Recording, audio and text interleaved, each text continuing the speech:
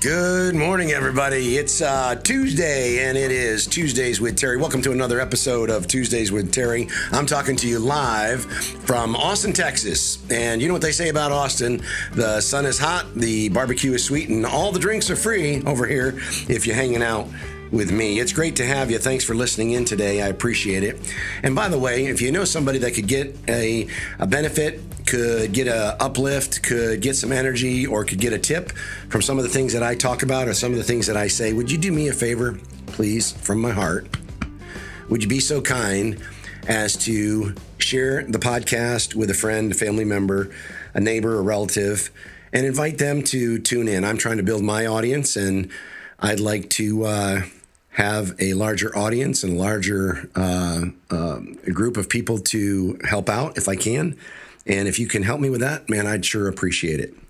But just for a minute, let's play a game. Let's play a game that the telephone rings at the end of the day. You just got home and you pick up the phone and the voice on the other end of the line says, John, Mary, Sue, whatever your name is, I've got some marvelous news for you. You've just won an all-expense paid trip to go to Cabo, Mexico. And I don't know if you know much about Cabo, but we have the opportunity to go. The only thing is you have to be ready to go tomorrow morning at 7:35. That's when the flight leaves. And I have 2 extra tickets. They just became available. You are going to go with me. You're going to go with my wife. And you are going to live the life of a millionaire of luxury, the life of luxury for 4 fun-filled days. How many of you would be excited to go to Cabo with me, fly first class, live in a millionaire's villa, board a private yacht, and spend 4 fun-filled days in Cabo, Mexico? We would do all the fun things that you could do down there, from experiencing some of the best tequila in the land, you know, some of the best tequilas down there in Cabo. I'll tell you, we would sunbathe on some of the most beautiful yachts down there. We would live in a villa on the beach where we would have our own private butler service, and we would be able to work out and exercise and eat good food and feel great about ourselves. I mean, 4 fun-filled days. Only thing is, you have to be ready to go tomorrow morning at 7:35. How many of you want to do that? Well, and all of a sudden you say, yes, Terry, count me in, and I'm going to take my significant other, and I'm going to join you on that trip to Cabo. Well, you hang up the phone and all of a sudden hit you like a whack in the side of the head, and you say, wait a minute, I got some things to do. Man, you say, well, I got to do a whole lot of things I'm not sure I'm going to be able to do. And your significant other grabs a piece of paper and they rip a piece of paper in half, and they say, well, let's make a list.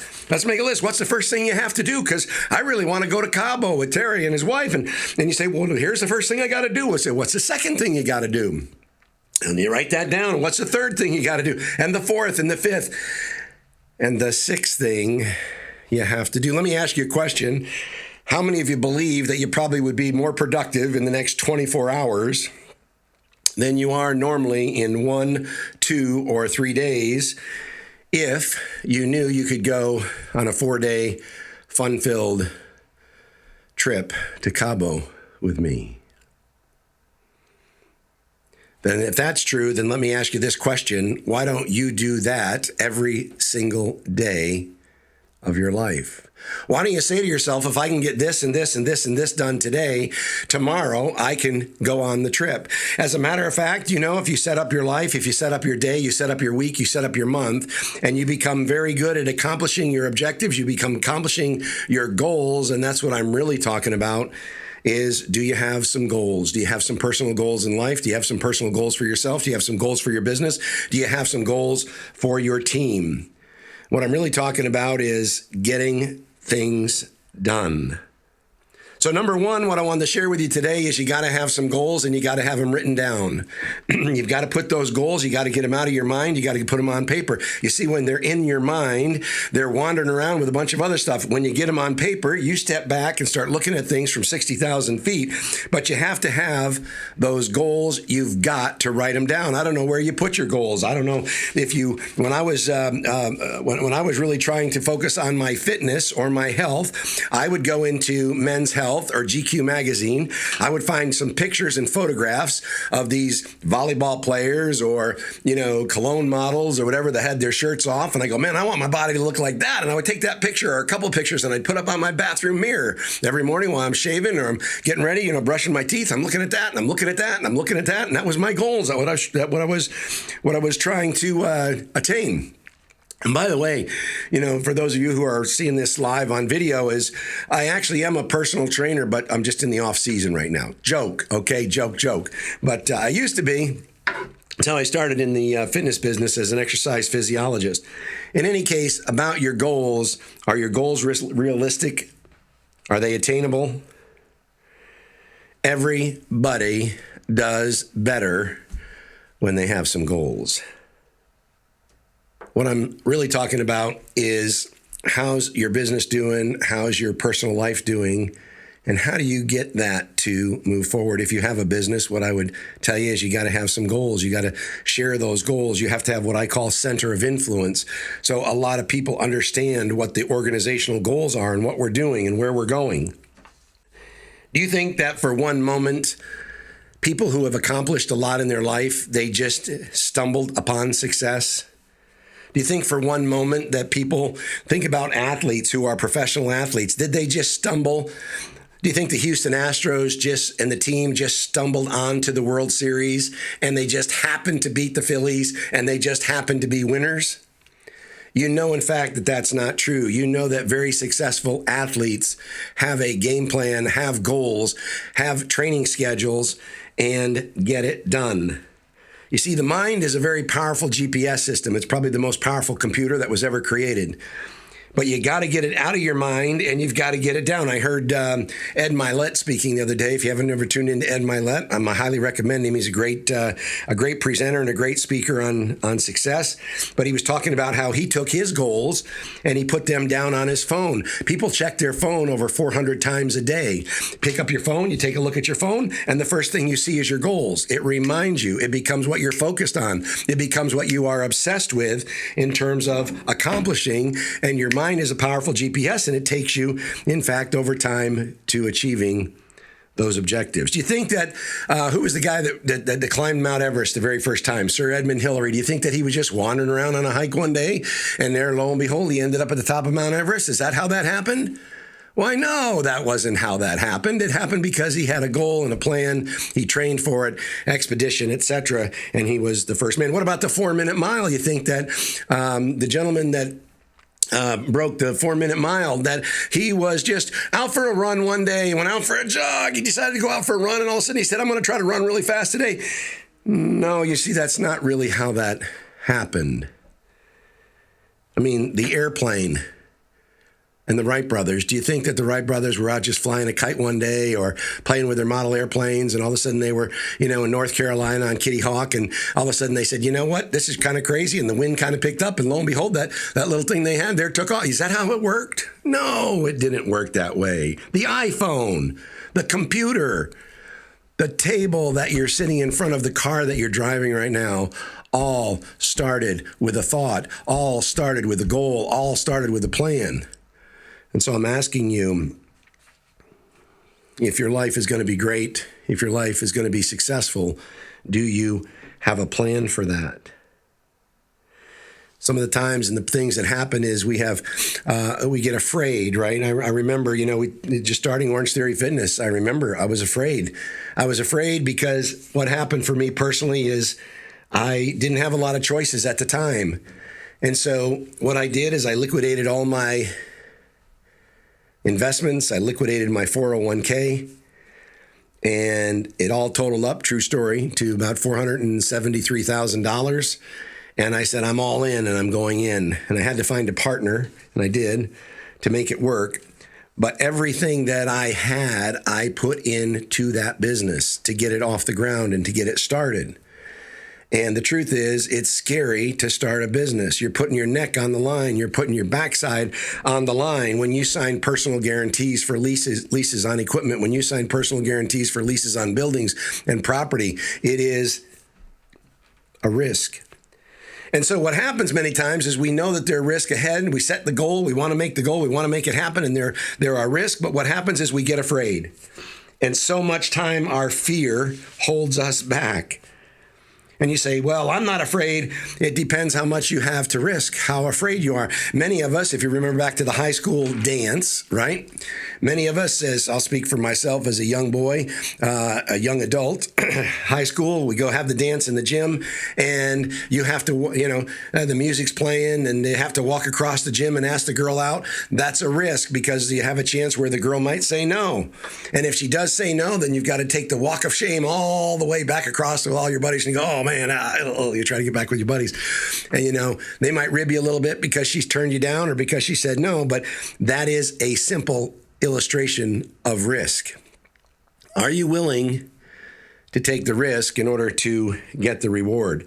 So what are people afraid of in life? They're afraid of the risk. They're afraid of, that they might be criticized. They are afraid of maybe the loss of love, right? That was a small illustration of asking a girl out. But if you do this, it might involve something where it puts your relationship at risk. Maybe you want to take the job where you have to move across the country. Maybe you have to take the job where you have to move to another city. But if you do that, you might risk the loss of love. Are you looking at the risk of old age? I'm too old. What are you telling yourself? What's the story you're telling yourself? I'm too old. I can't do it. What you're really making is an excuse because you're afraid of the risk. If you're too old, you don't have time in your life to recover out of that situation. Are you afraid of death? Are you afraid of, poor health? Are you afraid of, man, I'm just not going to have meaning or purpose in my life? I don't know what's holding you back or what the fears are that you have, but all I'm suggesting is fill your mind with the good, the pure, the positive. Stay focused on the goals. Repeat affirmations to yourself about what you can accomplish. Look back at your past accomplishments to give you motivation on what you've been doing. I'm telling you, go back to, I bought the car. Go back to, I finished the high school diploma. I finished the college degree. I did get the job. I got the promotion. I completed the yard work. I completed the painting. Whatever it is in your life where you can go back and say, I was successful, or I have some wins in my life. Start putting those down on paper and repeating those back to yourself because it's powerful. I love that word, powerful. It's powerful. You've got to read the good stuff. You've got to listen to the good things. That's why you're listening to this podcast, I hope and I trust. And again, so many people focus on the problems in their life instead of on the solutions and how to achieve their goals.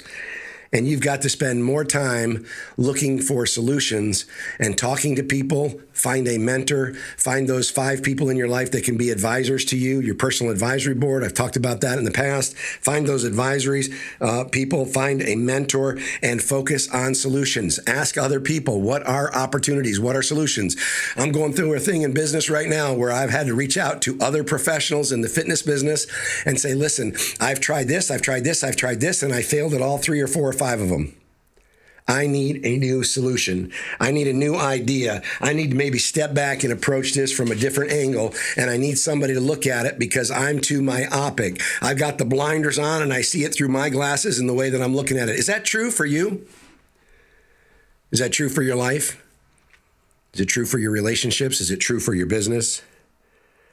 All I'm suggesting is get a goal. Don't be afraid. Focus on the solutions and not the problems. Don't try to hide it. Don't try to numb it with alcohol or drugs or distractions, right? Sometimes distractions numb our pain, numb our fears. And then we just keep reliving that and reliving that. What I'm really suggesting, I think I said this last week, is reveal it. Talk to people about it and feel it.